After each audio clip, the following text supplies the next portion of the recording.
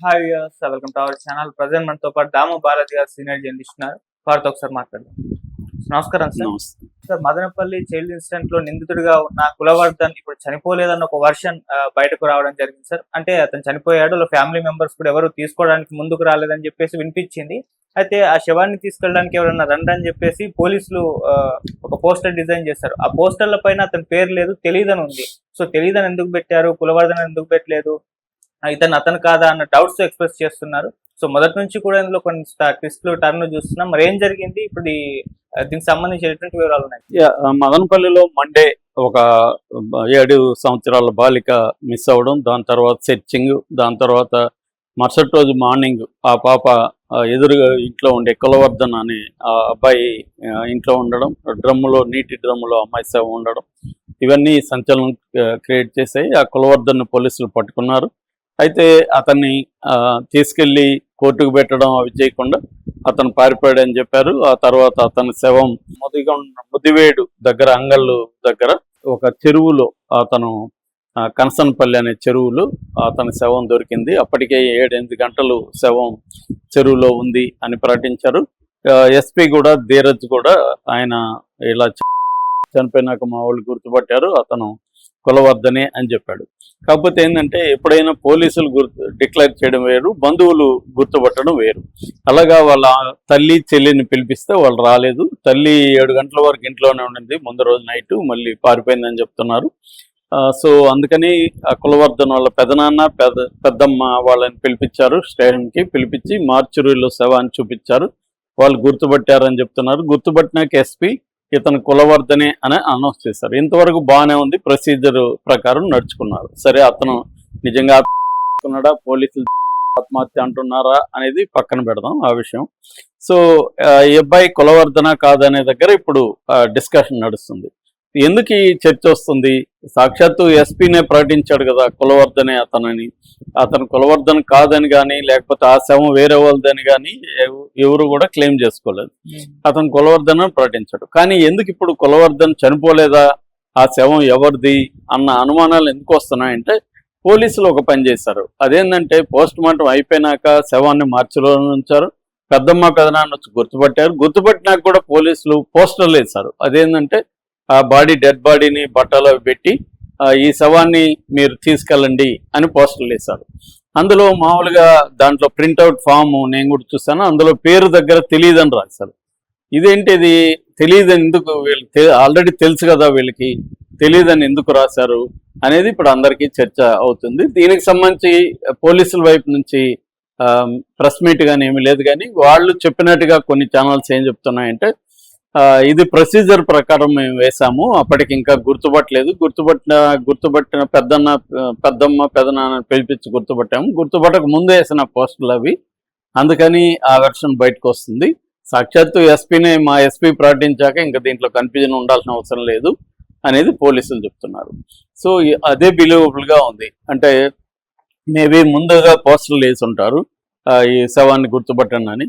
కానీ అక్కడ కూడా విచిత్రమే, ఎందుకంటే వీళ్ళ దగ్గర నుంచి పారిపోయాడు, అతను పారిపోయాడు. ఆ పోలీసుడు పట్టుకున్నప్పుడు పోలీసులు ఉంటారు కదా, వాళ్ళు కూడా గుర్తుపడతారు కదా. సో పోస్టులలో మళ్ళీ తెలియదని రాయడం మాత్రం విచిత్రంగానే ఉంది, ముందు వేసినా తర్వాత వేసినా. ఎందుకంటే ఆ బాడీ వీళ్ళదని గుర్తుపట్టే అవకాశం ఈజీగా ఉంది, పోలీసులు గుర్తుపడతారు.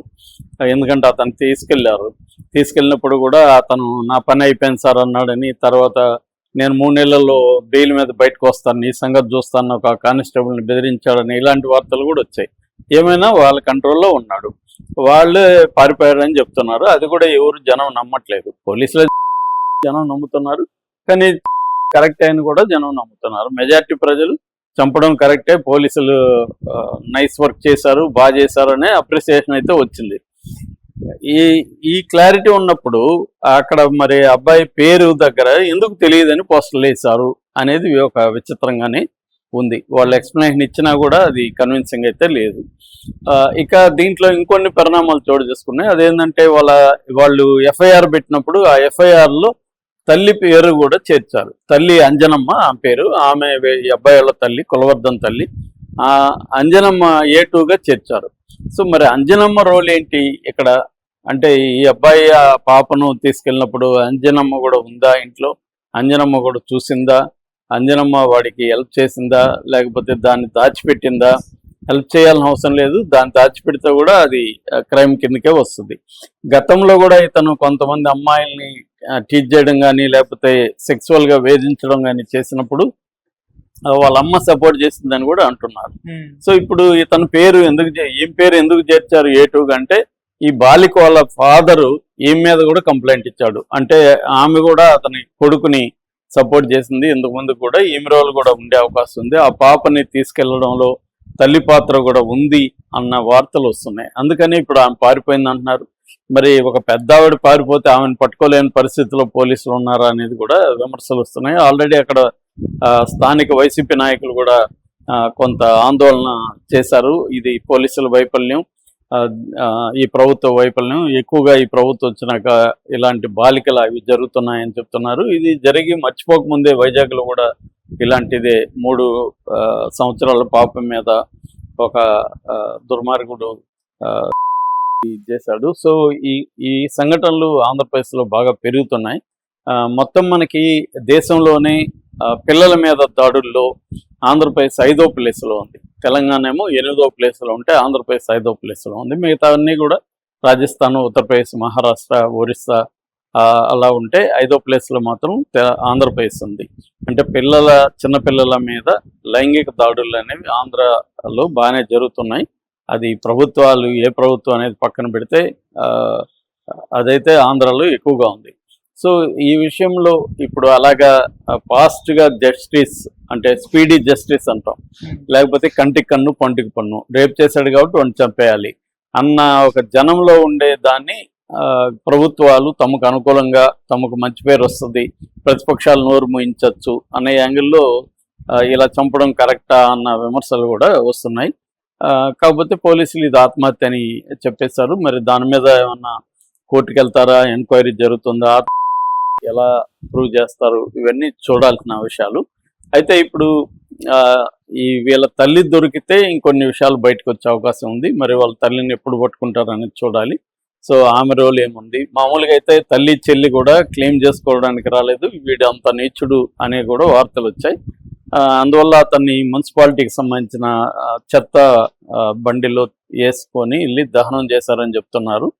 అంటే మున్సిపాలిటీ వాళ్ళే చేసేసారని. అంటే ఎవరు కూడా క్లెయిమ్ చేసుకోవడానికి కానీ అతని డెడ్ బాడీని తీసుకెళ్ళి దహనమో ఖననమో చేయడానికి కానీ వాళ్ళ తల్లి కానీ చెల్లి కానీ రాలేదు. వాళ్ళ పెదనాన్న పెద్దమ్మ కూడా మాకు సంబంధం లేదని చెప్పేశారు. ఎందుకంటే ఇది అత్యంత దారుణమైన నేరం చేశాడు కాబట్టి. ఒక 7 ఏళ్ల పసి బాలికను ఆమె ఎంతో 100 ఏళ్ల జీవితాన్ని వీడు చిదిమేశాడు అని అతన్ని చిదరించుకుంటున్నారు. దీంట్లో ఇంకొక యాంగిల్ కూడా ఉంది, అదేంటంటే గాంజా ప్రభావంతోనే చాలా చోట్ల ఆంధ్రప్రదేశ్లో ఇటువంటి దారుణాలు జరుగుతున్నాయి. చాలామంది నేరస్తులు ఇటువంటి నేరాలకు పాల్పడినప్పుడు వాళ్ళ గాంజాకి అడిక్ట్ అయినట్టు తెలుస్తుంది. ఎందుకంటే గాంజా అడిక్షన్ ఉన్నప్పుడు మామూలుగా ఉండే సెన్సెస్ పనిచేయవు, విచక్షణ కోల్పోతాము, కాన్సిక్వెన్సెస్ ఆలోచించము. మామూలుగా అయితే ఇట్లాంటి నేరాలు చేస్తున్నప్పుడు ఇది బయటకు వస్తే మన పరిస్థితి ఏంటి, మనం అరెస్ట్ అవుతాం కదా, లేకపోతే జైలుకి పోతాం కదా అన్న ఒక కాన్సిక్వెన్సెస్ ఆలోచించడం అనేది కనీసం ఉంటుంది.